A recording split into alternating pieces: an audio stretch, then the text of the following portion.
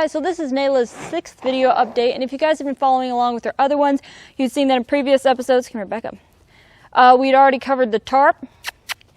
We'd work with the tarp, we'd work with the flag, we did the flank rope, all in preparation for our first saddling process here. I've been able to pick up her feet.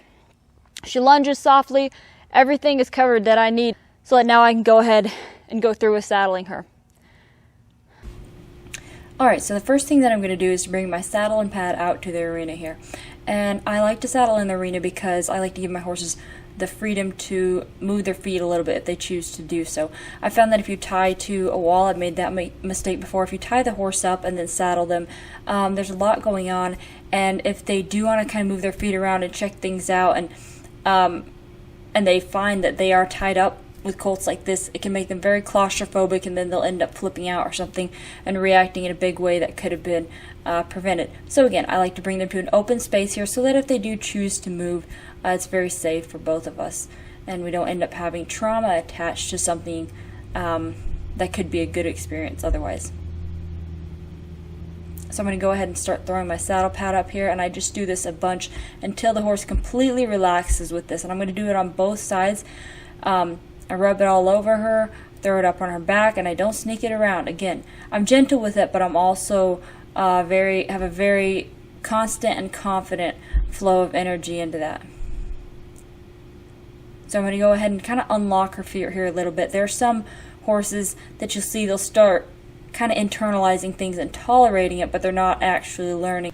So I like to move my horse's feet around and then go back to desensitizing several times to just make sure that they're not to make sure that they're in a comfortable state of mind and that they're not internalizing their worry. So now I've got my saddle, and I'm just going to let her sniff it. I'm going to walk up to her, pet her a little bit, and then gently put it on her back. And again, I do all of this with a really confident energy. If your horse is still nervous, you need to go back to the basics and just kind of start over until that horse is really calm about this. You'll see some people who, a lot of Colt starters, they'll bring the saddle up and they'll put it on and they'll cinch it right up, and that's completely fine. That works for a lot of horses, but after working with so many Mustangs, then I tend to be a little bit more thorough, especially on worried horses like Nayla. I like to approach it and retreat a lot more until I see a lot of relaxation in that horse's expression,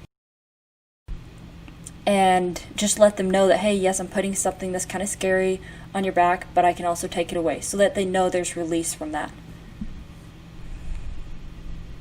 There we go. I'm going to unlock her feet again, pet her, and then we'll go work on the other side. You can see she's really watching me out of that eye, and she's trusting me, but she's also just a little bit worried, so I'm just going to continue to do this until her body relaxes just a little bit more. There we go. I like that expression a little bit better. She's still listening, but she's not quite as worried. I know I'm pulling my pad up here and getting things adjusted, and what I talk about all the time is how I like to keep moving. I don't like to sit there and pull things really slowly and tiptoe around my horse and give them that chance to worry about what could happen. Your horse is looking to you as the leader, so it's very important to offer him that leadership and direction that he needs, and the confidence that he needs. There we go. Now I'm going to position my lead rope and reach down there with my left hand, and I make sure that she's very comfortable with my hand in that girth area before I pull that up there. And obviously I've worked on the flank rope a lot, which really prepares her for this, but I make sure even with my stick and string, the flag, the tarp, all that kind of stuff builds up to this point where she can handle this kind of pressure. I'm going to gently pull it up there, and I just ease that up there increments at a time. I don't like to cut my horses in two, and I pull it on just tight enough to keep the saddle on there, but not to cut him in half. We want to make this the best experience possible for her, so I try to be considerate of her in that way and make it as comfortable as I can, because we want to set these horses up for success. So I'm going to go ahead and send her off here, and every time I saddle a horse for the first time, then I like to ease them off at a walk and make sure that they're 100% relaxed and confident at a walk before moving them up to a higher speed. I don't like to just put them in the round pen and kind of let them buck it out, because our goal here is to wire their mind for positive habits only. And there are going to be some horses who do kind of have to work through their issues and do a little bucking and things like that. I'm not saying that if your horse bucks, you've done it wrong. There are a lot of horses that are going to end up bucking just a little bit anyway. That's completely fine. But again, we don't want to attach unnecessary trauma to the saddling experience when we could have done better ourselves. So I like to try to take the steps, all the steps that I can to make this the best experience possible.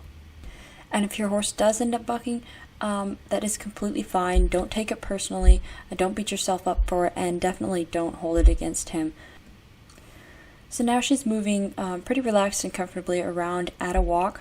I'm going to gently bring my energy up and ask her to move up to a trot, and you can see she'll take a few steps and then slow down, then take a few steps and slow down.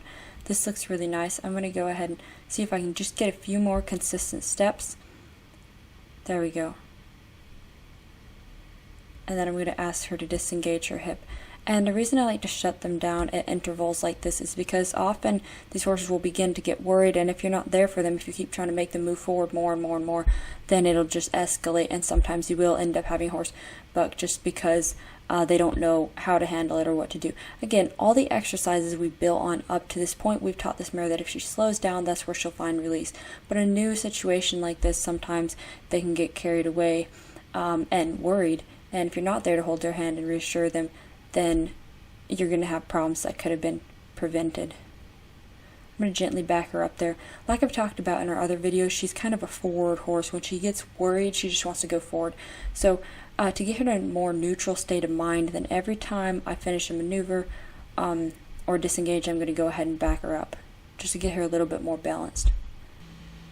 So now that she's moving around more freely, I'm going to start again asking for that softness and focus, and I'm going to bring my energy up. You can see how I'm bringing my stick up, and I'm asking that rib cage to soften and for that nose to come toward me. And the reason that this exercise is so important, like I've talked about in other videos, is because very soon I'm going to be getting on this horse, and I want the same relaxation and softness throughout her body that I'm getting on the ground. All these exercises translate so much over to our work under saddle. You can see she tried to walk forward there, and I'm going to gently back her up. There we go, and just let her sit a moment. So now I'm going to go ahead and do some desensitizing, and this exercise for me is to get the horses to relax, like I've talked about before. So I'm going to check kind of where she's at, make sure that she's 100% relaxed, that she's 100% okay with what's going on before I move on and start lunging her again. I find that it's important during this process to always bring your energy up and then bring it back to a neutral place in intervals over and over again, because that gives the horse a little bit more confidence in you as a leader. And also, if every time he's around you it's a very stressful, high energy situation, then that's going to be what he associates you with, and that is definitely not something we want to do. So to the right here, she's a little bit more tight and concerned about what's happening. You can see I put more room in my lead rope. I'm asking her to just kind of free up. I'm less concerned about her softening the rib cage and all that kind of stuff, and more concerned that she just kind of frees up and moves out at this point. I don't want to push her beyond her threshold to handle this, but at the same time I would like her to work through it a little bit. There she got a little bit too tight. I'm going to gently ask her to disengage her hip, and we're going to stand and just relax for a moment to kind of get her back to a neutral place of mind. But I really liked the way that she handled that. There was a moment there that she got really tight, and instead of bucking, she decided to slow her feet down and relax, and that's what I wanted to reward her for. Now I'm going to go ahead and go back the other direction and just make sure that we're really thorough and consistent on both sides. With a lot of my horses, the first time under saddle, I will walk and trot and lope them on the long line. But with a really feely horse like this one, it's very important to build their confidence. Take the extra time it's needed. You don't have to walk, trot, lope the first time. If I still see tightness at the walk and the trot, there's no sense in trying to push this horse up to the lope, because then you take the chance of crushing the confidence that we just worked so hard to build with this horse. If I ride her tomorrow, that's great. If it takes me another 2 or 3 days, that's also completely fine. Our goal is to create horses that are happy, comfortable, and confident in their jobs and confident in our leadership. So for me, it's not about speed. It's about being thorough and setting that horse up for the most successful future possible. Alright guys, that is it for her first saddling session. I'm very proud of how she did. She's very relaxed. She thought her way through it. So yeah, I couldn't ask for more than that. If you enjoyed this video, please be sure to stay tuned for our next one. I'm going to show you guys her first ride and how I get ready for that. Thanks so much for watching.